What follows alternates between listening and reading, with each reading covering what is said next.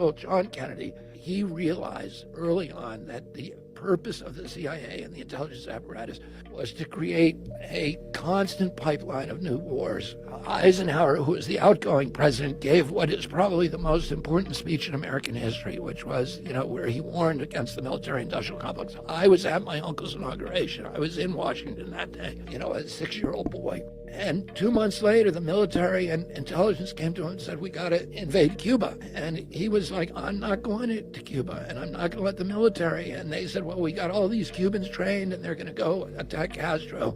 And he said, well, the U.S. government can't be doing that. I don't like what Castro's doing down there, but it's not the United States' job to dictate what kind of governments other countries have. And they said, well, as soon as they land, there's going to be a big revolution. Everybody's going to rise up and they're going to overthrow Castro. And he said, well, you can't use the U.S. military. And they ended up bringing those guys over. And in the middle of it, in the night, they came to him and said, they're getting wiped out on the beach and you need to send in the military and invade. And he said, we're not going to do it. He stepped out of that meeting and he realized they had been lying to him and trying to trick him.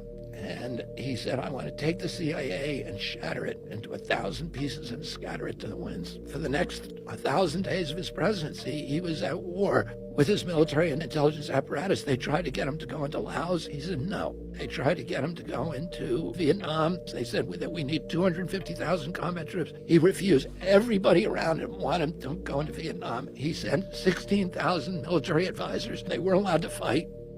Many of them did. They violated the rules of engagement.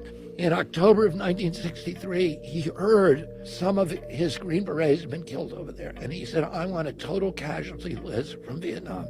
And his aide came to him and said, 75 Americans have died. He said, that's too many. And he signed that day a national security order ordering all troops out of Vietnam, U.S. troops. And then a month later, he was killed.